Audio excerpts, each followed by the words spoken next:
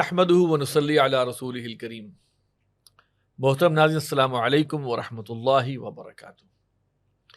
زمانہ گواہ ہے پروگرام میں خوش آمدید۔ اس پروگرام میں شریک گفتگو ہیں ناظم دعوت و تربیت تنظیم اسلامی جناب خورشید انجم صاحب، اور دوسرے میرے مہمان ہیں ناظم نشر و اشاعت تنظیم اسلامی جناب رضا الحق صاحب۔ ناظرین، رمضان المبارک کا یہ آخری عشرہ ہے اور آج ہم 28ویں روزے میں ہیں۔ 28ویں روزے کو ہمارا یہ پروگرام نشر ہو رہا ہے۔ رمضان المبارک گزر گیا اور رمضان المبارک میں قرآن مجید میں جو آیا ہے، اعوذ باللہ من الشیطان الرجیم، بسم اللہ الرحمن الرحیم، شہر رمضان الذی انزل فیہ القرآن، صدق اللہ العظیم۔ رمضان کا مہینہ وہ ہے جس میں قرآن نازل کیا گیا۔ آج کے پروگرام میں ہم رمضان، قرآن اور پھر 27 رمضان المبارک گزری ہے۔ پاکستان اس شب کو وجود میں آیا تھا، تو رمضان، قرآن اور پاکستان کے حوالے سے بات کریں گے، اور اس بات کو پھر ہم ذرا بین الاقوامی سطح تک، جو ملک دیگر حالات چل رہے ہیں ان تک لے کے چلیں گے۔ جناب خورشید انجم صاحب، سب سے پہلے تو آپ یہ بتا دیجئے کہ رمضان، قرآن اور پاکستان کا جو تعلق، جو ہلکا سا میں نے ایک طرف اشارہ کیا ہے، اس کو تھوڑا سا آپ ذرا واضح فرما دیں تاکہ ہماری گفتگو جو ہے وہ آگے اس معاملے میں چل سکے۔ بسم اللہ الرحمن الرحیم۔ رمضان، قرآن اور پاکستان، کہنے کو تو یہ 3 الفاظ ہیں، لیکن ان 3 الفاظ کے اندر بھی ایک مماثلت پائی جاتی ہے۔ یہ ہم وزن الفاظ ہیں، ایک ہی وزن پر آئے ہیں، تقریباً ایک وزن پہ۔ جی، تو اس حوالے سے یہ جس طرح یہ ہم وزن ہیں، ایک وزن پر آئے ہیں، اسی طرح یہ اپنے مفہوم کے اعتبار سے بھی قریب المفہوم ہے۔ جہاں تک رمضان اور قرآن کا تعلق ہے، وہ تو قرآن مجید نے خود بیان کر دیا، آپ نے اس کا حوالہ بھی دیا۔ سورہ بقرہ کی جو آیت ہے، شہر رمضان الذی انزل فیہ القرآن، رمضان کا مہینہ وہ ہے جس میں قرآن نازل کیا گیا، قرآن اتارا گیا۔ تو رمضان کی فضیلت کی وجہ قرآن ہی کی وجہ سے رمضان کو یہ فضیلت حاصل ہوئی ہے، بلکہ وہ ہمارے ہاں ایک تصور پایا جاتا ہے سنگ پارس کا، اچھا، کہ جس کے ساتھ جو چیز چھو جائے وہ سونے کی ہو جاتی ہے۔ تو اسی طرح قرآن کے ساتھ جس چیز کو نسبت حاصل ہو جائے اس کی فضیلت بدرجہ بڑھ جاتی ہے۔ جیسے دوسرے مہینے ہیں، رمضان بھی ایک مہینہ ہے، لیکن چونکہ اس میں قرآن نازل ہوا اس لیے یہ مہینوں کا سردار ہو گیا۔ پھر جس رات میں یہ نازل ہوا ہے اس رات کو ایک فضیلت اور بزرگی حاصل ہو گئی کہ لیلۃ القدر خیر من الف شہر، 1000 مہینوں سے بہتر ہے وہ رات۔ پھر یہ دیکھیے کہ جو فرشتہ اس کو لے کر آیا ہے وہ سید الملائکہ ہے، حضرت جبرائیل علیہ السلام۔ پھر جس ہستی کے قلب مبارک پر یہ نازل ہوا ہے وہ سید المرسلین ہے، تمام انبیاء کے سردار ہیں، ٹھیک ہے جی۔ پھر اسی طرح جس امت پر نازل ہوا ہے اس کو اللہ تعالیٰ نے خیر امت کا خطاب دیا ہے، کنتم خیر امت اخرجت للناس۔ جس بستی میں یہ نازل ہوا ہے اسے ام القریٰ کہا گیا ہے، بستیوں کی سردار ہے۔ تو یہ رمضان اور قرآن جو ہے اس کا آپس میں گہرا تعلق ہے، اور اس کا تعلق وہ یہ ہے کہ دن میں انسان روزہ رکھے، اپنے حیوانی اور سفلی جذبات جو ہے وہ کمزور ہوں، اور رات کو قرآن کو سنے، قرآن کے ساتھ اپنی راتیں گزارے۔ تو رمضان کا حاصل ہی یہی ہے کہ قرآن کے ساتھ انسان کا زیادہ سے زیادہ تعلق ہو، قرآن کو سیکھے، سمجھے، اور پھر اپنی زندگی کا ایک لاہ عمل بنائے۔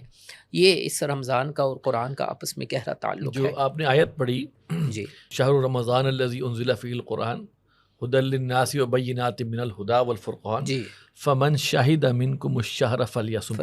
تو کیا ہم کہہ سکتے ہیں کہ یہ روزہ جو ہے ایک طرح سے شکرانہ ہے کہ اللہ تعالیٰ نے قرآن نازل کیا اس مہینے میں، اور اس مہینے میں ہم روزہ رکھتے ہیں؟ جی بالکل، مطلب یہ ہے کہ اللہ تعالیٰ کا یہ خاص فضل ہے، کرم ہے۔ ویسے تو اللہ تعالیٰ کی بہت ساری نعمتیں ہیں، انسان اگر نعمتوں کا حساب لگانے لگ جائے تو قرآن خود کہتا ہے کہ وَإِن تَعُدُّوا نِعْمَتَ اللَّهِ لَا تُحْصُوهَا، اگر میری نعمتوں کو شمار کرنے لگو تو تم احصا نہیں کر سکو گے، ان کو گن نہیں سکو گے۔ لیکن ظاہر ہے کہ لیول ہوتے ہیں. سب سے بڑی نعمت کون سی ہے؟ تو وہ سب سے بڑی نعمت جو ہے وہ نعمت قرآن ہے. ہدی للناس ہے، تو ہدایت ہے تمام نوع انسانی کے لیے. یہ قرآن مجید ہے، اللہ تعالیٰ نے اس کو ہدایت کے لیے نازل فرمایا ہے. تو اس حوالے سے یہ تو سب سے بڑی نعمت ہے. اب جتنی بڑی نعمت ہوگی اتنا ہی زیادہ اس کا شکر ادا کیا جائے. ویسے تو ہم اپنی چھوٹی سے چھوٹی نعمت کا بھی شکر ادا نہیں کر سکتے حقیقت کے اعتبار سے دیکھا جائے، لیکن یہ تو بہت بڑی نعمت ہے. آگے چلیں تو پھر پاکستان کا لفظ آتا ہے. پاکستان بھی اسی وزن پر، جیسے میں نے کہا، یہ حسن اتفاق کوئی چیز نہیں ہوتی. اللہ تعالیٰ کے خدائی منصوبوں میں سے، تدبیر میں سے پاکستان کا قیام ہے. اور ظاہر ہے کہ اس کو اگر قرآن کے اشارات اور احادیث صریحہ ہے ان کی روشنی میں اگر دیکھا جائے تو لیبر پارٹی کی حکومت، پھر ہندوستان کا طرز عمل، پھر آخری وقت میں لارڈ ماؤنٹ بیٹن کا بطور وائسرائے ہونا، اس سب کے علی الرغم اگر پاکستان بن گیا ہے تو ظاہر ہے کہ یہ کوئی خاص بات ہے اور ایک معجزانہ انداز میں پاکستان کا وجود عمل میں آیا ہے. اچھا، پھر اس کے بعد اس کا جو بلا تشبیہ بلا تمثیل کہہ رہا ہوں کہ پاکستان کا نزول بھی لیلۃ القدر میں ہوا ہے. وہ 27ویں شب جو ہے، اور قرین غالب یہی ہوتا ہے، یہی احادیث کے اندر بھی اور علماء نے بھی اسی چیز کی طرف اشارہ کیا ہے کہ لیلۃ القدر 27 میں زیادہ ہے، اگرچہ طاق راتوں میں ہے. لیکن تو اس حوالے سے کم از کم رمضان میں تو ہے، طاق رات میں تو ہے، اور زیادہ میں نے کہا کہ اغلب گمان یہ ہے کہ لیلۃ القدر وہ 27. تو 27ویں شب میں جو ہے. پھر اس کے بعد پاکستان کا جو قیام ہے، تو پاکستان کس لیے حاصل کیا گیا تھا؟ قائد اعظم نے ایک طرح سے قوالی کی ہے، ہم پاکستان کس لیے حاصل کر رہے ہیں؟ اسلام کے لیے، شریعت کے لیے، قرآن کے نظام کو قائم کرنے کے لیے، نافذ کرنے کے لیے. پھر علامہ اقبال کے جو بڑے واضح طور پر ان کے جو ارشادات ہیں، اس میں بھی وہ مبشر پاکستان ہیں ہمارے، تو اس میں بھی انہوں نے واضح طور پر اسی طرف توجہ دلائی ہے. اسی مقصد کے لیے پاکستان کو حاصل کیا گیا ہے. تو پاکستان کے قیام میں جتنی قربانی دی گئی ہے، تاریخ انسانی کی سب سے بڑی ہجرت جو ہے وہ یہ پاکستان کے حوالے سے ہے. اور یہ کس مقصد کے لیے تھی؟ آخر کیا چیز تھی؟ کس چیز نے لوگوں کو، حالانکہ انڈیا کے جو لوگ تھے بھارت میں، جو اس وقت وہاں اصل تحریک تو ہندوستان میں چلی ہے، بھارت میں چلی ہے، لیکن انہیں پتہ تھا ہم نے شامل نہیں ہونا، لیکن پھر بھی وہاں تحریک چلی ہے. وہ کس مقصد کے لیے؟ کہ ایک ایسا خطہ زمین جہاں اسلام کا نظام جو ہے وہ موجود ہو، وہ اسلام کے نظام حریت و اخوت و مساوات جو قائد اعظم کے الفاظ تھے، وہ وہاں اس کا ایک عملی نمونہ جو ہے، ایک لائٹ ہاؤس، ایک مینارہ نور جو ہے وہ پوری دنیا کے لیے بن سکے. اس مقصد کے لیے پاکستان بنا تھا. لیکن اب جو کیفیت ہے وہ تو آپ کے سامنے ہے. 27 رمضان جو ہے، یعنی کہ ہم جوڑ سکتے ہیں کہ 27 رمضان کو پاکستان بنا. آپ دیکھیں ایک عجیب عام سا نکتہ ہے، کوئی شخص رمضان میں فوت ہو، کہتے ہیں کیا بات ہے رمضان میں فوت. جی. پھر کوئی طاق رات میں کوئی فوت ہے، کیا اللہ کا پہنچا ہوا بندہ تھا، طاق رات ملی. یعنی کہ ہم پیدا ہونا بھی اور مردہ ہونے کو بھی بڑی، ہم کہتے ہیں کہ بھائی رمضان میں پیدا ہوا یا فوت ہوا بڑی. لیکن پاکستان کے معاملے میں ہم جو ہے نا بالکل کہتے ہیں وہ ٹھیک ہے، بن گیا ہوگا 27 تاریخ کو. حالانکہ آپ کی بات صحیح ہے کہ اللہ کے امر میں سے ایک امر ہے، جو اس امر کو وہی محسوس کر سکتا ہے جو اللہ کے امر پر ایمان رکھتا ہو. ایک اور حوالے سے بھی ہے کہ یعنی جو امت مسلمہ کی پوری تاریخ ہے، تو جتنے بھی مجددین امت ہیں وہ 1000 سال تک تو عالم عرب میں آئے ہیں، اور پھر اس کے بعد یوں سمجھے کہ آہستہ آہستہ وہ ایک شفٹ ہو گیا ہے بر صغیر کی طرف.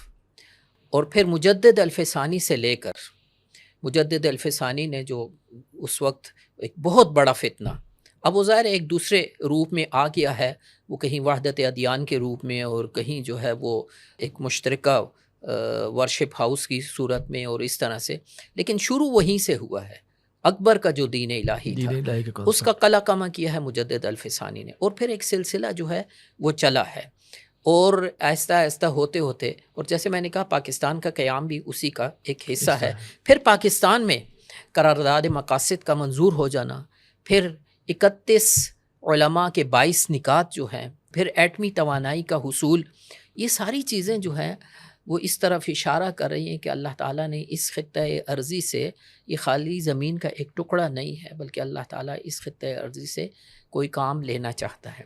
جہاں تک قرآن کے حوالے سے یعنی پاکستان اور قرآن کی بات ہے، تو میرا خیال ہے کہ جتنا کام اردو زبان میں قرآن کے حوالے سے ہوا ہے، خدمت قرآنی کے حوالے سے شاید کسی بھی زبان، ایون عربی میں بھی نہیں ہے۔ اس خطے میں جو ہندو پاکستان جو ہمارا علاقہ ہے، اس میں تو آپ سمجھے نا کہ عربی زبان میں بھی جو ہے وہ بہت کام ہوا ہے قرآن مجید پہ۔ ہاں عربی میں بھی ہوا ہے، لیکن اب تو اردو خود اتنی جو ہے اس معاملے میں اتنی رچ ہے کہ بہت بڑا ہمارا علم، پہلے فارسی میں تھا لیکن اب تو سارا ہمارا جو سرمایہ ہے وہ اسی، ایک بڑا وہ مشہور سا وہ ہے کہ قرآن عربوں پر نازل ہوا، مصریوں نے پڑھا، ترکوں نے لکھا اور ہندوستانیوں نے اسے سمجھا ہے۔ تو یہ اس حوالے سے، اور پھر خاص کر بانی محترم ڈاکٹر صاحب نے جس انداز سے ایک وہ شیخ الہند نے جو خواب دیکھا تھا عوامی درس قرآن کا،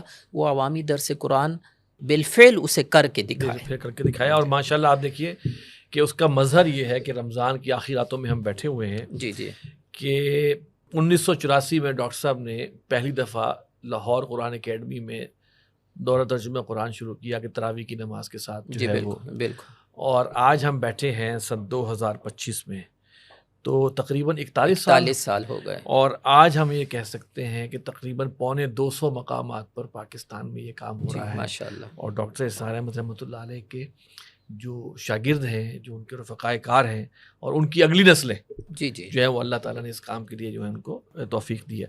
رضا الحق صاحب، میں اس میں تھوڑا سا آپ کو لانا چاہوں گا کیونکہ پاکستان کا ذکر ہوا۔ دیکھیے پاکستان کی جب ہم بات کرتے ہیں، جیسے کہ دیکھیں قرآن سے ایک رشتہ، رمضان، قرآن اور پاکستان جیسے کہ ایک لیب ہی سیم ہے۔ اب ہم اس بات پر ایگری ہو گئے ہیں کہ یہ کسی خاص مقصد کے لیے بنا تھا، لیکن ہم یہ دیکھتے ہیں کہ وہ مقصد جو ہے وہ ابھی تک حاصل نہیں ہوا۔ 1947 سے لے کر 2025 تک ہم نے اس ملک کے اندر پارلیمانی جمہوری نظام بھی چیک کر لیا، ہم نے اس ملک میں صدارتی جمہوری نظام بھی چیک کر لیا، اس ملک میں ہم نے آمریتیں کئی دیکھ لی، اس ملک میں ہائیبرڈ نظام بھی ہم نے دیکھ لیا۔ ایسا محسوس ہوتا ہے رضا الحق صاحب کہ یا تو ہماری نیتوں میں فطور ہے کہ ہم ابھی تک جو ہے جو مقصد، جس مقصد کے لیے پاکستان بنا تھا، وہ ان نظاموں کے ذریعے ہم حاصل نہیں کر سکے، یا کچھ طاقتیں ایسی ہیں جو چاہتی ہیں کہ پاکستان میں وہ نظام آنے ہی نہ دیا جائے جس کے لیے پاکستان بنا تھا، کیونکہ جس دن وہ آ گیا اس دن پاکستان کی جو ہے وہ پوری دنیا میں صورتحال اور ہوگی۔ تو کیوں نہ ایسا ہوا ابھی تک کہ ہماری عوام نے یا ہمارے جو بھی مختلف طبقات ہیں انہوں نے کوئی تھوڑا سا دل کی نرمی کا مظاہرہ کریں کہ بھائی ایک اسلامی نظام بھی ہے، وہ بھی اب ٹرائی کر کے دیکھ لیں۔ اس بارے میں آپ کیا کہتے ہیں؟ بسم اللہ الرحمن الرحیم۔ آصف صاحب آپ نے بالکل درست فرمایا، اور محترم خوشی انجم صاحب جس طرح تذکرہ فرما رہے تھے کہ رمضان، قرآن اور پاکستان کے حوالے سے اگر ہم بات کریں تو ہمیں بڑا کلیئرٹی کے ساتھ یہ چیز دکھائی دیتی ہے کہ ایک خاص مشیت الہی کے تحت پاکستان معرض وجود میں آیا، اور اکابرین اور قائدین جنہوں نے تحریک پاکستان میں حصہ لیا وہ اپنے ویژن میں، اپنی سوچ میں بڑے کلیئر تھے کہ یہ خطہ زمین اس لیے ہم نے حاصل کرنا ہے کہ یہاں پر چاہے وہ علامہ اقبال کی 1930 کی تقریر ہو، الہ آباد کی خطبہ جسے کہتے ہیں، خطبہ الہ آباد، جس میں انہوں نے اس چیز کا تذکرہ بڑی کلیئرٹی کے ساتھ کیا کہ ہم ایک خطہ زمین اپنے لیے حاصل کرنا چاہ رہے ہیں جہاں ہم اسلام کی جو ریئل شکل ہے اس کو نافذ کریں، اور جو دور ملوکیت کے اندر اسلام کے چہرے کے اوپر کچھ دھبے آ گئے ہیں ان کو صاف کر دیں، اور جدید دور کی ایک اسلامی فلاحی ریاست بنا کے پیش کریں۔ پھر قائد اعظم کی تقاریر کو دیکھ لیں، خاص طور پہ آپ کہہ لیں کہ ان کی برطانیہ سے واپسی کے بعد اور قیادت سنبھالنے کے بعد مسلم لیگ کی، تو وہ کم و بیش 100 سے کچھ زیادہ ہیں۔ انہوں نے قوالی ہی تقریباً پڑھی کہ پوچھا کسی نے کہ آپ کا آئین کیا ہوگا، انہوں نے کہا ہمارا آئین تو 1300 سال اس وقت 1300 سال پہلے کا بنا ہوا ہے، تیار ہے، قرآن پاک کی صورت میں ہے۔ اب معاملہ یہ ہے کہ پاکستان میں ایک تو وہ قیادت تھی اور پاکستان مرز وجود میں آ گیا، لیکن اس کے ساتھ ساتھ سیاسی قیادت کے علاوہ آپ کی ایک بیوروکریسی بھی تھی، اور وہ بیوروکریسی جو تھی اس میں سول بیوروکریسی بھی تھی اور ملٹری بیوروکریسی بھی تھی. اور میں آپ کو چند مثالیں دیتا ہوں. جو آپ کی سول بیوروکریسی تھی وہ عام طور پہ آئی سی ایس، جس طرح ہمارا سی ایس ایس ہے، وہ انڈیا کا آئی سی ایس جو ہے، یعنی کہ وہ براؤن گورے تیار کر کے ہمیں دیا کرتے تھے، اور ان کی پوری جو محفلیں تھیں ان کے اندر شراب اور شباب اور کباب یہ ساری چیزیں موجود. مسلم لیگ کی بھی ہم بات کرتے ہیں تو یقیناً جو آپ نے بیانات دیے ہیں قائد اعظم کے، کیا مسلم لیگ کے دیگر جو قائدین ہیں ان کے اندر ہمیں یہ چیزیں نظر آئیں؟ سر یہ دو اصل میں وہ اسی طرف میں آ رہا ہوں. ایک تھی مسلم لیگ وہ جو کہ تحریک پاکستان کے اندر پاکستان کو قائم کرنے کے لیے محنت کر رہی تھی، کوشش کر رہی تھی، اور پاکستان قائم ہو گیا. اس کے بعد پھر یہ کہ پاکستان نے جاگیردارانہ نظام ختم نہیں کیا، انڈیا نے کر دیا. پھر بہت سارے لوگوں نے جو جمپڈ شپ، جیسے ہی انہوں نے دیکھا کہ اب یہ پاکستان بن گیا ہے تو بہت سارے سیکولر، لبرل اور اس طرح کی سوچ رکھنے والے لوگ وہ بھی مسلم لیگ میں شامل ہو گئے. اچھا، جو ملٹری بیوروکریسی کی ہے اس کی بات میں آپ کو ایک ایگزامپل دے دیتا ہوں. شہاب نامہ میں قدرت اللہ شہاب ذکر کرتے ہیں کہ ہم کشمیر میں ایک جگہ موجود تھے تو ایک اسی طرح فوجی سپاہی آیا، رمضان کا مہینہ تھا، اور اس نے اپنا ٹفن کھولا، کھایا پیا، ساتھ اس کے پاس کوئی یعنی کہ کچھ بوتل تھی، اور انتہائی بد اخلاق تھا. اور یہ سارا واقعہ تذکرہ کرنے کے بعد وہ بتاتے ہیں کہ وہ یحییٰ خان تھا. یعنی کہ ہماری آغاز سے ہی ایسے لوگ موجود تھے جو کہ تیار ہی اس مقصد کے لیے کیے گئے تھے کہ اس ملک میں اسلامی نظام کو نافذ نہیں کیا جانے دینا. آپ دیکھیے، آپ کا پہلے وزیر خارجہ قادیانی تھا، وہ اپنی جگہ ایک معاملہ ہے. قائد اعظم نے جو سب سے پہلا کام کیا وہ ایک ڈپارٹمنٹ آف ریلیجس ریکنسٹرکشن قائم کیا.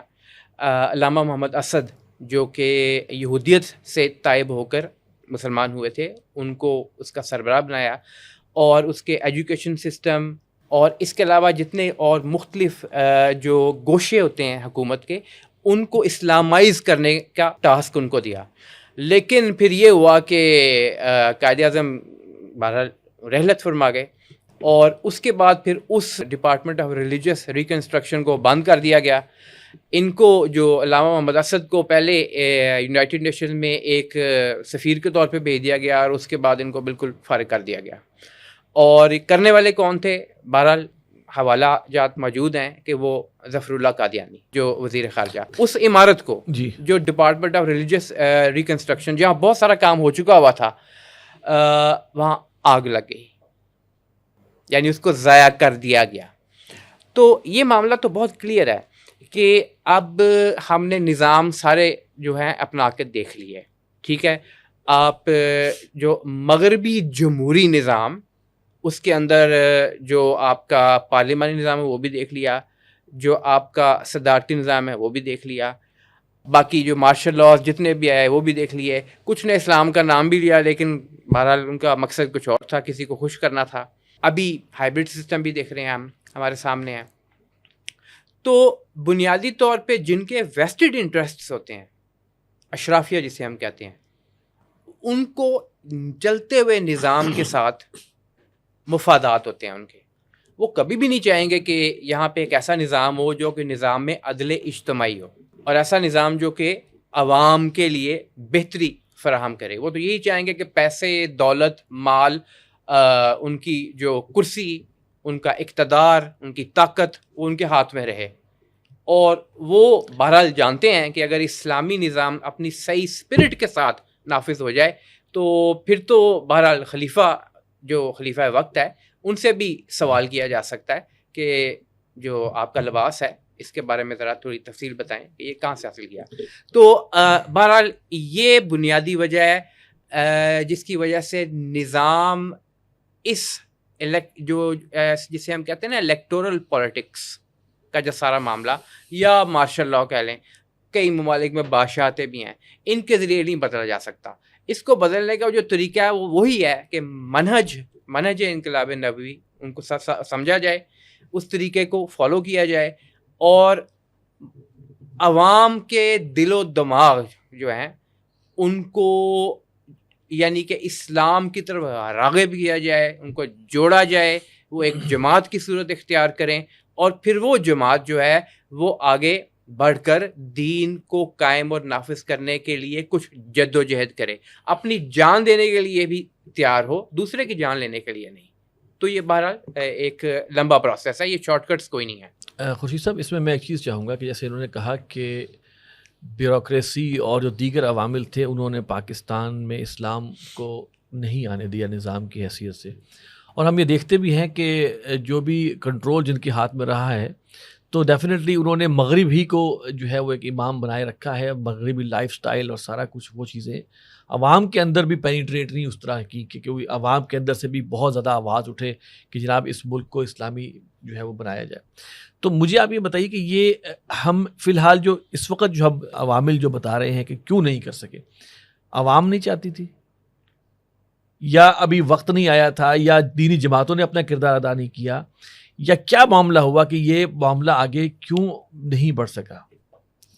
اصل میں قصوروار تو سب ہیں، کسی ایک پر جرم ڈال کر ہم کسی دوسرے گروہ کو بری ذمہ نہیں قرار دے سکتے، لیکن ظاہر ہے جس کی ذمہ داری جتنی زیادہ ہے اسی کے بقدر اس کا حصہ بھی بنتا ہے۔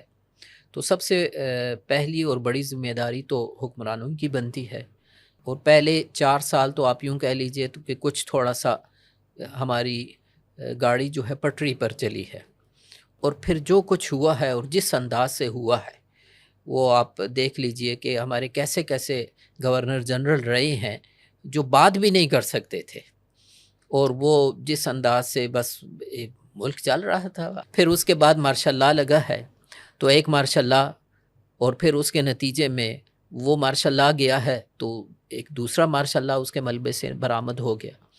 تو اس حوالے سے حکمرانوں نے تو پھر ٹریک ہی چینج کر لیا تھا اس طرح سے، اور جس مقصد کے لیے ملک حاصل کیا گیا تھا۔ بیرسٹر فاروق حسن صاحب بہت نامور وکیل تھے، وہ انڈیا گئے تھے، تو انہوں نے کہا کہ باقی تو سب ہوتا رہا، لیکن وہاں مجھ سے سوال کیا گیا کہ آخر پاکستان آپ نے کس لیے حاصل کیا؟ کون سی ایسی چیز ہے جو ہندوستان میں نہیں تھی اور پاکستان میں ہے؟ تو کہتے ہیں میرے اگرچہ اب حالات تھوڑے سے مختلف ہو چکے ہیں، اب تھوڑا سا یہ پرانی بات ہے، مودی نے تو بہرحال ایک بالکل ہی پانسا ہی پلٹ دیا نا، وہ تو ویسے ہی اسے قصاب نہیں کہا جاتا۔ تو اصل چیز تو یہ ہے کہ ہم نے یہ ملک کس لیے حاصل کیا تھا۔ دینی جماعتوں کا بھی یہی معاملہ ہے۔ دینی جماعتیں کچھ تو وہ تھی جو ہندوستان کی سیاست میں بہت سرگرم تھی، جیسے جمعیت العلماء ہند ہے، تو وہ تو آئے ہیں تو پھر کچھ عرصہ تک تو ذرا پہلے تو مخالف رہے نا، وہی پہلے مخالف رہے، پھر آئے ہیں تو ذرا تھوڑا سا بیک فٹ پر رہے ہیں۔ اس دوران جماعت اسلامی نے آگے بڑھ کر سیاست میں چھلانگ لگائی ہے، اور ایک کنفرنٹیشن کی سی صورتحال پیدا ہوئی ہے۔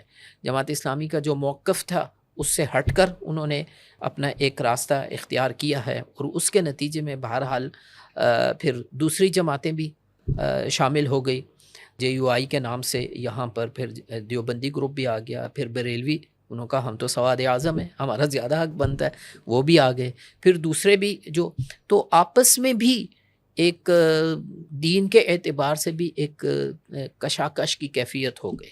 ہر ایک کا اپنا اسلام تھا جی، وہ ہر ایک نے کہا کہ وہ فلاں برانڈ ہے اور فلاں برانڈ ہے اور فلاں برانڈ ہے، تو اس حوالے سے پھر وہ ایک دوسرے کی ہی جڑیں کاٹنے کی کوشش کرتے رہے۔ اب ظاہر ہے کہ بات بھی ایسی ہے، جب 5 امیدوار کھڑے ہوں گے اور اسلام کے نام پر کھڑے ہوں گے تو واضح تو کرنا پڑے گا نا کہ میرا اسلام صحیح ہے، دوسرے کا غلط ہے، ورنہ تو ووٹ نہیں ملے، ووٹ تقسیم ہوگا، اور ووٹ تقسیم ہوا ہے۔ اس کے نتیجے میں بہت کم ووٹوں سے جو ہے وہ کوئی سیکولر جو ہے نکل گیا۔ یہ حالات انڈیا میں بھی ہوئے ہیں خورشید صاحب، کہ BJP کے مقابلے میں جو امیدوار 2-3 مسلمان کھڑے ہوتے تھے ان کے ووٹ تقسیم ہوتے تھے، اور مسلم میجورٹی ایریا سے بھی BJP کا کٹر ہندو جو ہے وہ منتخب ہوتا تھا۔ یہ ہماری بدقسمتی ہے۔ جی، بلکہ یہاں پر تو باقاعدہ سازش کے طور پر بھی ایسا کیا گیا ہے کہ ایسا معاملہ ہو کہ لوگ زیادہ سے زیادہ کھڑے ہوں اسلام کے نام پر، یعنی جو دوسری سیکولر پارٹیاں تھیں انہوں نے باقاعدہ یہ تقسیم کے لیے کوششیں کی ہیں اور اس انداز سے بھی کام کیا ہے، اور ہم اپنی سادہ لوہی کہہ لیکن لیں، بہرحال یہ بات تو دیکھیے نا، ان کا بھی معاملہ رہا ہے. پھر عوام کی بھی کوئی ظاہر ہے کہ دین کے ساتھ ہمارے عوام الناس کی کوئی ایسی ایفیلیشن تو نہیں ہے. نعرے آپ ان سے لگوا لیجئے جتنے نعرے لگوانے ہیں، لیکن وہ واقعتاً میرا جینا اور مرنا جو ہے وہ اسلام کے لیے ہو اور اس کے لیے وہ آگے بڑھیں اور اپنی زندگیوں میں بھی اسلام لائے، تو یہ معاملہ جو ہے تو عوام کیا الناس ہم کا بھی رہ گیا ہے. لاجیکلی لوگوں کو بتا سکتے ہیں آج کہ دیکھو یہ ایک نظام تم نے ٹیسٹ نہیں کیا؟ کیا ہم ان کو اس بات پر آمادہ کر سکتے ہیں کہ بھائی یہ نظام دیکھو، سارے نظام تم نے چیک کر لیے ہیں، اچھا یہ نظام ٹیسٹ نہیں کیا، کیوں نہیں اس کو ٹیسٹ کر اچھا سکتے؟ اس میں ایک اور چیز بھی ہے، دعوت کا کام بھی اسی طرح نہیں ہوا جس طرح ہونا چاہیے. اگر ہوا ہے تو مسلکی بنیادوں پر ہوا. دعوت اور دعوت دین کی دعوت، اور دین کی دعوت میں پھر آپ جو کہہ رہے ہیں نظام کی بات کہ یہ ہمارے مسائل کا حل ہے، ہم نے دین کو پیش کیا ہے صرف آخرت کے حوالے سے. نہیں، پہلے ہم نے دین کو پیش کیا ہے صرف فرقے کے حوالے سے کہ ہاں، یہ ہمارا بالکل. فرقہ ٹھیک ہے، باقی غلط ہے. نہیں، اس میں بھی دیکھیے فرقے میں بھی یہ ہے کہ ادھر ہوگے تو جنت میں جاؤ گے، ادروائز بعض نے باقاعدہ کافر کہہ دیا، بعض نے سرحد پر پہنچا دیا، بس ایک دھکا دینے کی دیر ہے. تو اس حوالے سے دین جو آپ کے دنیاوی مسائل کو بھی حل کرتا ہے. قرآن صرف متوارث مذہبی عقیدے کی کتاب نہیں ہے، یہ آپ کے مسائل کو ڈسکس کرتی ہے، یہ ایک زندہ کتاب ہے. ہم نے اسے مردوں کے لیے وقف کر دیا اس کتاب کو. یاسین جو ہے ہم مردے کے پاس پڑھتے ہیں نا، تو اس طرح کا باقی معاملات بھی ایسے ہی چل رہے ہیں. تو اس حوالے سے وہ دعوت اتمام حجت والا کام وہ بھی نہیں ہوا، اور بہرحال اس کی ذمہ داری دینی طبقے پر عائد ہوتی ہے. اس میں اضافہ کرنا چاہوں گا تھوڑا سا. دیکھیے پاکستان کتنا اسلامی ہے اتنے ہی ہے جتنے ہم مسلمان ہیں. بحیثیت عوام ہم جتنے مسلمان ہیں بہرحال پاکستان بھی اتنا ہی اسلامی ہے. دوسری بات یہ کہ کچھ مذہبی جماعتیں، علماء اکرام، انہوں نے امپریشن کوئی بہت اچھا نہیں دیا. بات کرنا، اس کو بدل دینا، یو ٹرن لے لینا، اور یو ٹرن ایسا لینا کہ وعدہ جو کیا ہوا ہے اس کے الٹ چلے جانا. تو عوام میں ایک بد زنی بھی پیدا ہوئی ایک حوالے سے علماء اکرام. اور بہرحال کیونکہ اسلام، جیسا کہ اسلام اور مسلمان کو علیحدہ کیا نہیں جا سکتا، بہرحال علماء اکرام تو ویسے ہی لوگ سمجھتے ہیں کہ یہ اسلام کے دائی ہیں اور یہی اسلام ہمیں بتائیں گے. تیسری بات یہ کہ جو سیاست ہے نا، اس نے بھی ایک انتہائی اہم رول پلے کیا. 1971 کا جو سانیہ تھا نا، بہت لاسٹنگ افیکٹ تھا اس کا، کیونکہ جو غلطیاں ہوئی تھیں ان سے ہم نے سبق نہیں سیکھا اور وہی دہراتے جا رہے ہیں. بعد میں بھی دہرائیں، آپ بھی دہرائی جا رہی ہیں. تو بہرحال یہ 2-3 چیزیں، اور جیسا کہ خوشی انجم صاحب نے محترم نے فرمایا، یہ ساری چیزیں فیکٹرز مل کر یہ اس نہج پہ ہم کھڑے ہیں کہ موقع نہیں مل پا رہا. عوام کو کیسے اس چیز پر لایا جائے کہ وہ ان کے اندر بھی ارج پیدا ہو جائے کہ دیکھیں اب ہمیں یہ نظام بھی ٹیسٹ کرنا چاہیے جو اسلامی نظام ہے، میں جس نے کے لیے جیسے بات کیا نا کہ دعوت ہو دین کی، وہ آپ نے اسلامی نظام ہے کیا. دیکھیے اب تو صرف اسلامی نظام جو ہے وہ زندہ باد اور مردہ باد کا نعرہ بن گیا ہے. اسلامی نظام، اس کی برکات، ٹھیک ہے نا، اور اس کا ایک نمونہ موجود رہا ہے، خلافت راشدہ رہا ہے، پھر بعد میں بھی ایسے ادوار آئے ہیں. تو آخر اس وقت بھی تو دین کو اختیار کیا گیا.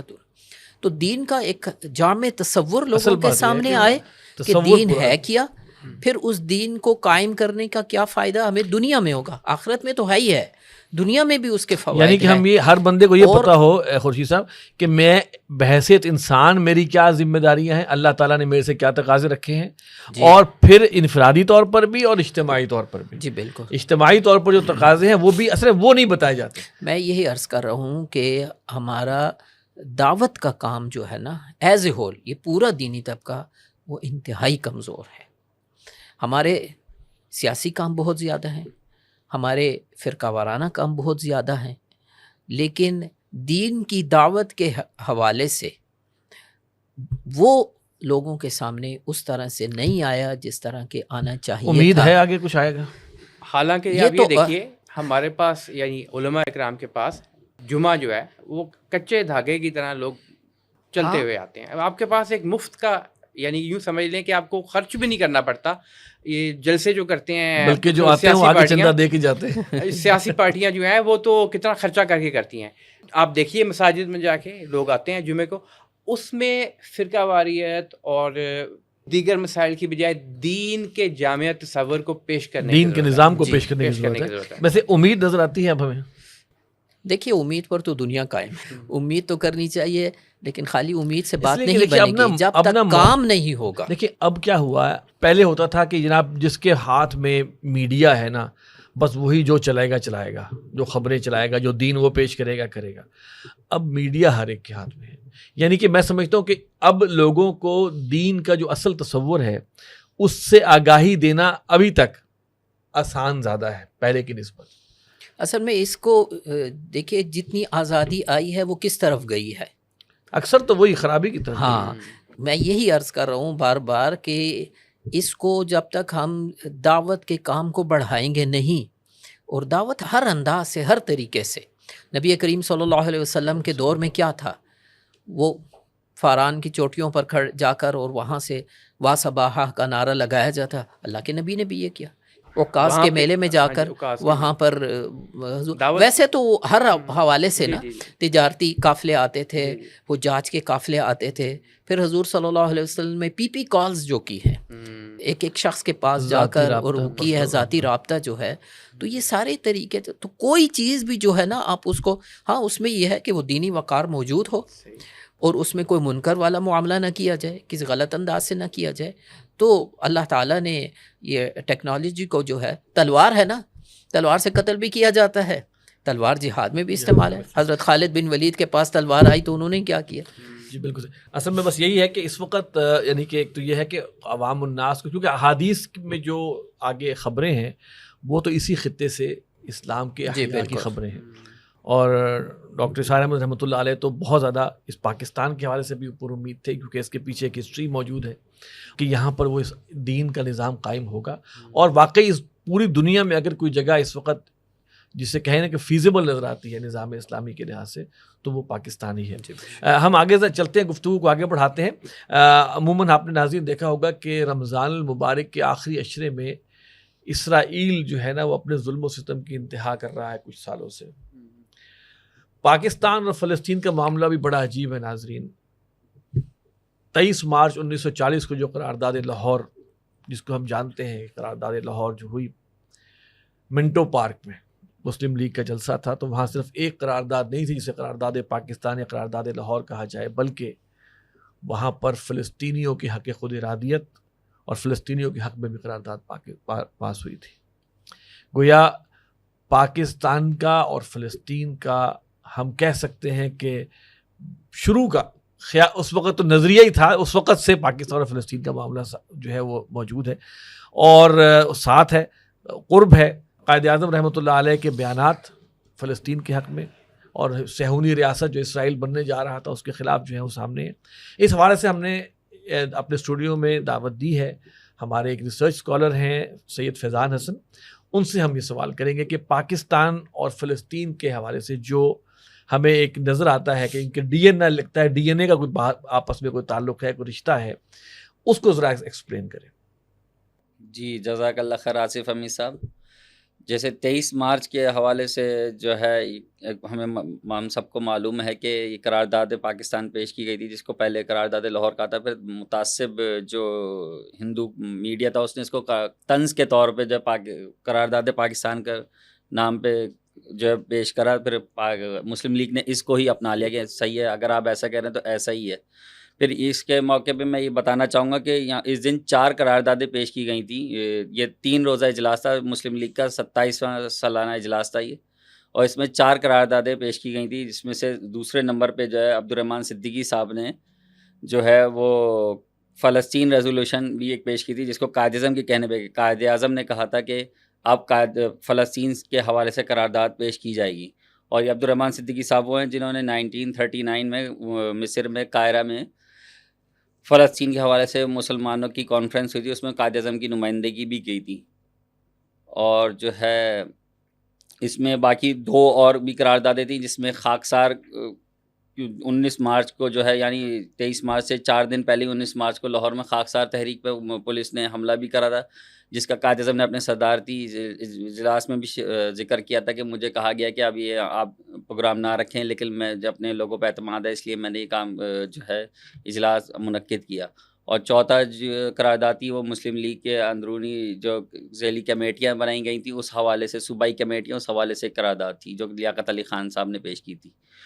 دوسرا میں یہ بتانا چاہوں گا کہ قائد اعظم جب اسرائیل بن گیا تھا اس کے بعد جو ہے اسرائیل کی طرف سے جو ہے وہ خط لکھا گیا قائد اعظم کو کہ آپ اسرائیل کو جو ہے تسلیم کر لیں. اس کا قائد اعظم نے جواب نہیں دیا، لیکن قائد اعظم نے اس وقت کے امریکہ کے صدر ٹرومین کو جو ہے خط لکھا، اور اس میں جو ہے وہ امریکہ کی اسٹیٹ ڈپارٹمنٹ کی ویب سائٹ پہ آج بھی موجود ہے. 8 دسمبر 1947 کو قائد اعظم نے خط لکھا تھا، اور یہ اس وقت کے پاکستان کے امریکہ کے جو امریکہ میں سفیر تھے اصفہانی صاحب، انہوں نے بائی ہینڈ جا کے اسٹیٹ ڈپارٹمنٹ میں یہ خط پیش کیا تھا. اور اس خط میں بھی قائد اعظم نے کہا تھا آپ جو یہ عربوں کے ساتھ کر رہے ہیں، امریکہ کو مخاطب کر کے کہا تھا کہ یہ آپ غلط کر رہے ہیں، اور اب یہ ایون جوئش کے ساتھ بھی غلط کر رہے ہیں کہ جوئش کے ساتھ جو ناغزی ابھی ان کے ساتھ تازہ اتنے ظلم ہوئے، اور اب یہ اب ایک نئی جنگ جو ہے دنیا کو نئی جنگ میں جو ہے دھکیل رہے ہیں. تو اس حوالے سے، اور جس دن میں ایک اور بات بھی بتانا چاہوں گا، جس دن قائد علامہ اقبال کا انتقال ہوا تھا اس وقت بھی قائد اعظم اس وقت جو ہے قائد اعظم ایک فلسطین کے حوالے سے کانفرنس کی صدارت کر رہے تھے، جس کو پھر انہوں نے بعد میں تعزیتی جو ہے اجلاس میں چینج کر دیا تھا قائد علامہ اقبال کے انتقال کے حوالے سے. اور آپ کو یاد ہوگا کہ پھر لیاقت علی خان کو بھی جب وہ امریکہ کے دورے پر گئے تھے تو ان کو کہا، جوئش نیشن والوں نے کہا تھا کہ آپ اسرائیل کو تسلیم کر لیں تو ہم آپ کو بہت سارے مالی مفادات پہنچائیں گے. تو انہوں نے کہا، تاریخی جملہ کہا تھا، gentlemen our souls are not for sale. اور اس حوالے سے ایک اور بات یہ بھی ہے کہ مسلم لیگ نے 1940 سے لے کر 47 تک جو ہے کئی موقع پہ فلسطین ڈے بھی بنایا اور ایک فلسطین فنڈ بھی قائم کیا گیا تھا. اس سے یہ ثابت ہوتا ہے کہ ہمارے وہاں جو کچھ لوگ یہ پروپیگنڈا کر، بلکہ ہمارے وہاں بہت سارے موقع پہ جو قائد اعظم کی جب سالگرہ وغیرہ آتی 25 سمجھ، تو ہمارے وہاں صدر وزیر اعظم یہ بیانات دیتے ہیں ہمیں اس کو قائد اعظم کا پاکستان بنانا ہے. تو ہمیں واقعی میں یہ دیکھنا چاہیے کہ قائد اعظم نے واقعی میں جو ہے اسرائیل کے حوالے سے خاص طور پہ کیا موقف اپنایا تھا. ہمارے وہاں ہر تھوڑے دن بعد کچھ نہ کچھ بات کی جاتی ہے کہ اب اسرائیل کو تسلیم کرنے لینا چاہیے. کچھ چھوٹے دبے، کبھی کوئی وفد چلا گیا، کبھی کوئی چلا جائے، کبھی کسی خاتون اسمبلی میں کھڑے ہو کے تقریر کر دی کہ ہمیں اسرائیل کو تسلیم کرنے میں کیا پرابلم ہے، اور یہ وہ اس طرح کی چیزیں. اور قائد اعظم کا پاکستان اگر ہمیں واقعی میں بنانا چاہتے ہیں تو ہمیں واقعی میں یہ، بلکہ میں تو بولوں گا ان چیزوں کو نصاب تعلیم کا حصہ بنانا چاہیے، اور ہمیں یہ بھی دیکھنا چاہیے کہ جو ہے قائد اعظم نے کیا جو ہے اسرائیل کے حوالے سے اپنا موقف رکھا تھا. جی فیضان صاحب، آپ کا بہت شکریہ. رضا الحق صاحب، ہم نے یہ سنا ہے فیضان صاحب کا کہ ہم دیکھیں ہمارا ایک چولی دامن کا ساتھ ہے، ہم چولی دامن کے ساتھ بھی کہہ سکتے ہیں کہ ہمارا فلسطینیوں کے ساتھ ہے. اور آپ یہ دیکھیں کہ پاکستان کے اندر 7 اکتوبر سن 2023 سے جو ظلم و ستم شروع ہوا ہے فلسطینیوں پہ، تو پاکستانی عوام نے میں سمجھتا ہوں کہ اپنے دل کھولے ہیں، اور بہت ساری جو ہے وہ ان کے لیے دعائیں بھی اور دوائیں بھی، ان فائنینشیل ایڈ. پھر میں سمجھتا ہوں کہ حکومت پاکستان نے بھی اس حوالے سے جو ہے ایک موقف جو اختیار کیا کہ وہ اس میں بھی فلسطینیوں کے لیے اگرچہ بہت کھل کر نہیں کی لیکن تائید نظر آتی. اب یہ جو حالات ہو گئے کہ اب آپ دیکھیں پھر یہ ابھی اس رمضان المبارک میں جو ہے ابھی نصف رمضان گزرا ہے، اور جبکہ بلکہ میں کہہ سکتا ہوں کہ ہم آخری عشرے کے قریب پہنچے ہیں. تو وہ جو معاہدہ ہوا تھا، جو ٹرمپ نے بڑا کریڈٹ لیا تھا جی کہ میں نے معاہدہ کرا دیا ہے، وہ توڑ دیا یک طرفہ طور پر. اور اس کے بعد سے تقریباً 800-900 کے قریب جو ہے وہ شہادتیں جو ہیں وہ فلسطینیوں کی ہو چکی ہیں. تو آپ یہ بتائیں کہ یہ اسرائیل کیا کر رہا ہے، یہ کہاں تک جانا چاہ رہا ہے، یہ اس میں اس معاہدے کی خلاف ورزی کر کے وہ کیا ثابت کرنا چاہ رہا ہے؟ آصف صاحب، اسرائیل کا معاملہ یہ ہے کہ وہ ایک ایسی ریاست ہے جسے کوئی پوچھ نہیں سکتا، کوئی پوچھ نہیں سکتا کہ تم یہ کیوں کر رہے ہو. نہ امریکہ کو جواب دے ہے، نہ یونائٹڈ نیشن کو جواب دے. ٹرمپ صاحب تو سب سے بڑے وکیل ہیں اس کے. جی جو جواب دے نہیں ہے ان کو، اس کے حق میں وکیل ٹھیک ہے، اس کے حق میں وکیل ہیں. آپ یہ دیکھیے کہ غزہ میں جب سیز فائر جنگ بندی کا معاہدہ تھا اور قیدیوں کے تبادلے کا 19 جنوری کو یہ ہوا، اس کے بعد سے لے کے آج تک غزہ میں بھی فلسطینیوں کو مسلسل شہید کیا جاتا رہا، کم تعداد میں. اور ایک رات میں تو تقریباً 450 بچوں، بوڑھوں، عورتوں سب کو بمباری کر کے شہید کر دیا. اس کے علاوہ جو خوراک وہاں پہنچانے کے لیے ایک معاہدہ موجود تھا اس میں بھی رکاوٹیں ڈالیں، خوراک نہیں پہنچنے دی وہاں پہ.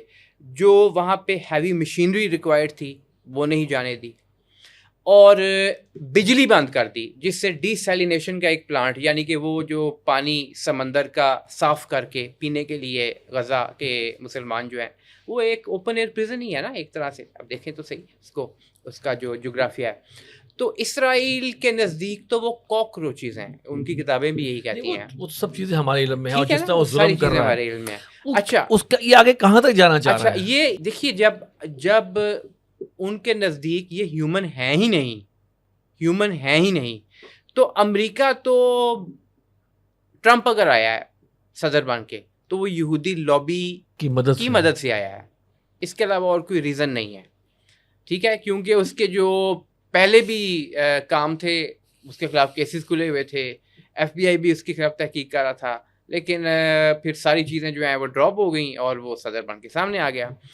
اب ایک نیا ٹرینڈ شروع ہوا ہے کہ پاکستانی نیاد لوگ جن کے پاس ڈیول نیشنلٹی ہے، وہ ویسے تو مشرف کے دور سے شروع ہوا تھا، وہ اسرائیل جاتے ہیں، وہاں کے نیوز پیپرز کو اور ٹیلی ویژن چینلز کو انٹرویو دیتے ہیں اور کہتے ہیں کہ بھئی پاکستان جو ہے اور وہاں کے عوام اور اسرائیلی عوام یہ تو بس ایک جیسے ہی ہیں، اور پاکستان کے پاسپورٹ کے اوپر یہ جو لکھا ہوا ہے کہ اسرائیل نہیں جا سکتے، اس کی کوئی سمجھ نہیں آتی، اور ہونا تو یہ چاہیے کہ ہم مل جل کے سارا، یعنی کہ ان کے ذہن سازی ایسی کی گئی ہے یا باقاعدہ وہ سازش کا حصہ ہیں کہ وہ اسرائیل کی طرف سے جو یہ ظلم ہے، باقاعدہ یہ جو انہوں نے وحشیانہ پن کیا ہے 14 ماہ تک، اور اس کے بعد بھی اب تک جاری ہے، اور اس کی وجہ سے ہم وہ ویسٹ بینک یعنی مغربی کنارہ اور جنین کے اندر جو معاملہ چل رہا ہے اس کو بھول چکے ہوئے ہیں،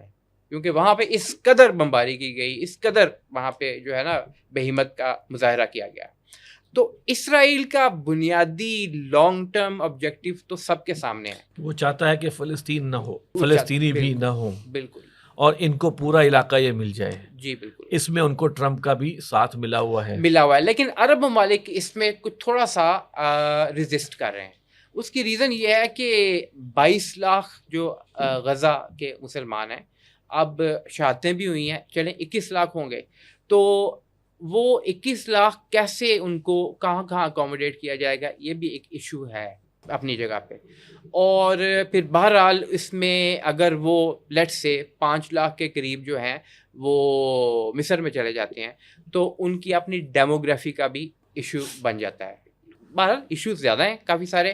بظاہر ایسا نہیں لگتا کہ عرب ممالک اس کو قبول کریں گے، ایسا، ویسے یہ میری اپنی رائے غلط بھی ہو سکتی ہے. ٹرمپ نے ایک بڑک ماری تھی، وہ ابھی بھی مار رہا ہے وہی بڑک، اور اس کا مقصد یہ ہے کہ عرب ممالک جو ہیں وہ رام ہو جائیں اور اسرائیل کی ہر بات مانیں. خورشید صاحب، یہ چیز جو اب دیکھیں اتنی بڑی تعداد میں فلسطینی ہیں اور اسرائیل ان کو مارتا چلا جا رہا ہے. کہاں تک مارے گا ان کو؟ فلسطینی کیا ہمت ہار جائیں گے؟ آپ یہ سوچیں کہ حماس کی لیڈرشپ انہوں نے مار دی، پکڑ کے شہید کر دی. ایسا محسوس ہوتا ہے وہ تو بالکل جسے کہتے ہیں نا کہ نسلیں ختم کرنا چاہ رہا ہے اسرائیل.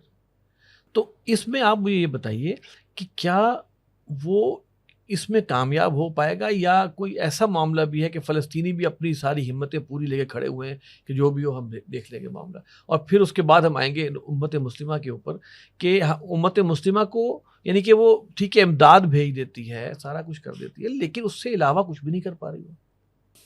وہ شعر میرے ذہن میں آ رہا ہے کہ گر ایک چراغ حقیقت کو گل کیا تو نے، تو ہر موج دودھ سے صدا آفتاب ابھریں گے. تو یہ جو ہے نا، یہ معاملہ تو نہیں ہے کہ یہ ان کو ختم کر دے، مار دے کسی طرح بھی، یہ تو ممکن نہیں ہے. میں تھوڑا سا اب دوسری طرف جا کر امت مسلم کی کیا کیفیت ہے، وہ تو ایک بلی نے واضح کر دی ہے، جس نے اسرائیلی فوجی پر حملہ کیا ہے، اور اس کو جو لائکس ملے ہیں اور جتنا زیادہ اس کو شیئر کیا گیا ہے، تو اصل میں امت نہیں، مسلمان حکمران صحیح ہے، امت کے اندر ہے، لیکن ہمارے اپنے حکمران دیواریں بن کر ہمارے سامنے کھڑے ہوئے ہیں.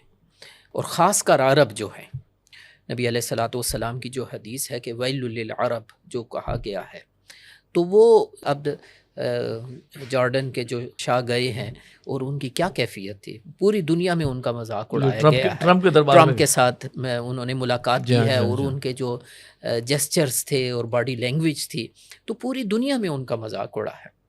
تو اس حوالے سے بہرحال یہ تو حق و باطل کی ایک جنگ ہے، اور اللہ تعالیٰ جو ہے بل نقذف بالحق علی الباطل، اللہ تعالیٰ جو ہے وہ حق کو کوڑا بنا کر باطل کو پر دے مارتا ہے، فیدمغہ فاذا هو زاہق، تو اس کا وہ بھیجا نکال دیتا ہے اور وہ جو ہے نابود ہو جاتا ہے، ختم ہو جاتا ہے۔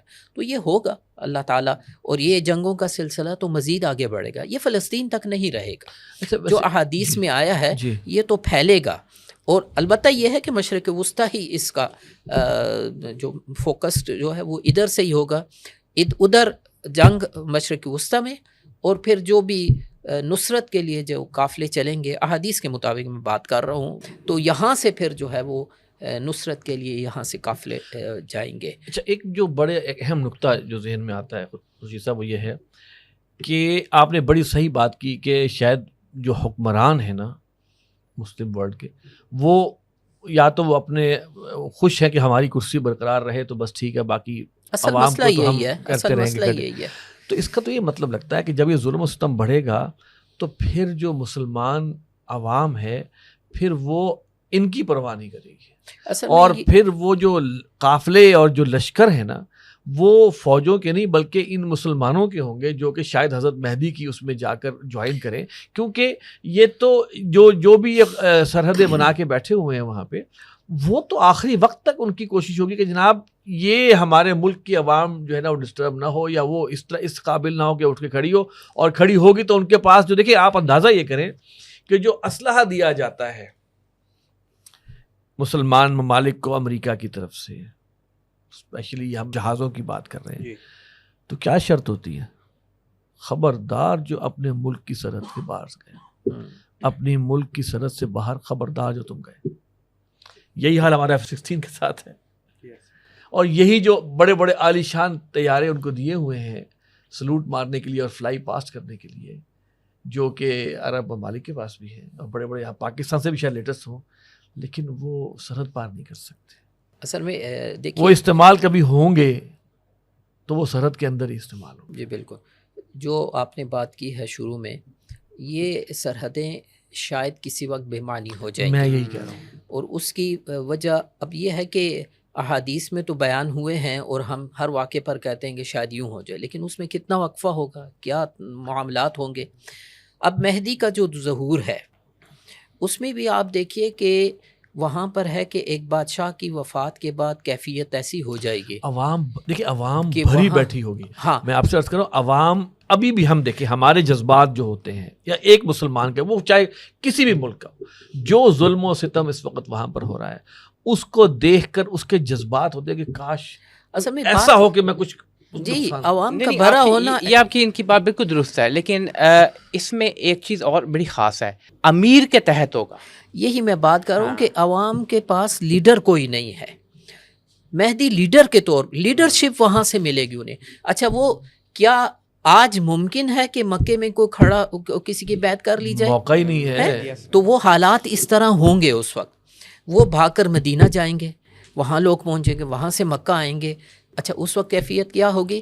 حج بغیر امیر کے ہوگا وہاں پر مینا میں جو ہیں قتل و غارت ہوئی ہوگی، یہ سارے واقعات اس وقت ہوں گے۔ پھر وہ شام کی طرف رخ کریں گے، اور شام سے بھی ایک لشکر ان کے سرکوبی کے لیے آئے گا، لیکن وہ مقام بیضا پر جو ہے وہ زمین میں دھنس جائے گا۔ شام سے پھر نکل کر ترکی تک آئیں گے، تو باقی ممالک کہاں گئے؟ ترکی تک جب آئیں گے تو باقی ممالک کہاں گئے؟ اچھا، مہدی کے ساتھ نصرت کے لیے جو خراسان سے قافلے چلیں گے، تو وہ خراسان یہی ایریا نا، پاکستان، افغانستان اور ایران کا صوبہ خراسان، تو یہاں سے چلیں گے تو سرحدیں تو بے معنی ہو گئی۔ وہی نا، اس حوالے سے میں تو کہتا ہوں کہ یہ ہمارے آخری- جو اوپر بیٹھے ہوئے ہیں، امت مسلمہ کے سروں پہ جو بیٹھے ہوئے ہیں، ان کو بھی یہ پتہ ہونا چاہیے کہ بھائی اگر تم لوگ کچھ نہیں کرو گے نا اصل میں تو ان کے شاید سامنے تمہاری ویلیو پھر رہ نہ جائے گی۔ اور نہیں، ڈیسائسو جو مومنٹ ہے نا، وہ ڈیوائن انٹرونشن کا عیسیٰ علیہ السلام کی آمد کے ساتھ ہوگا. وہ تو خیر وہ تو- دجال کے حوالے سے ہے نا، لیکن یہ اس سے پہلے سلسلہ ہے نا. جی جی یہ سلسلہ آخری چل رہا وہ ہے نا اس میں. سلسلہ اصل چل میں حکمرانوں کو تو اس حوالے سے سوچنا چاہیے کہ جو ہمارے پیشرو گزر چکے ان کے ساتھ کیا کیا گیا ہے. شہنشاہ ایران کے ساتھ کیا ہوا، انور سادات کے ساتھ کیا ہوا، سب کا دیکھ لیں. ہمارے کابل میں اپنے دیکھ ملک لیں، میں کابل ہاں میں، ہاں. کابل میں دیکھ لیں اشرف غنی کے ساتھ کیا ہوا. ہمارے اپنے ملک میں جو آئے ہیں ٹیشو پیپرز ہیں، جب تک ضرورت ہوتی ہے وہ بڑا قیمتی ٹیشو پیپر ہوتا ہے، مختلف لیولز ہوتے ہیں نا ٹیشو پیپرز کے بھی، تو وہ بڑا قیمتی. لیکن اب تو ہر ایک نے فار سیل کی تختی لگائی ہوئی ہے اور وہ تیار ہے، بکنے کو تیار ہے. وہ بھی اپنا گھوڑا دیکھ کر جو جیتنے والا گھوڑا اس پر پیسہ لگاتے ہیں.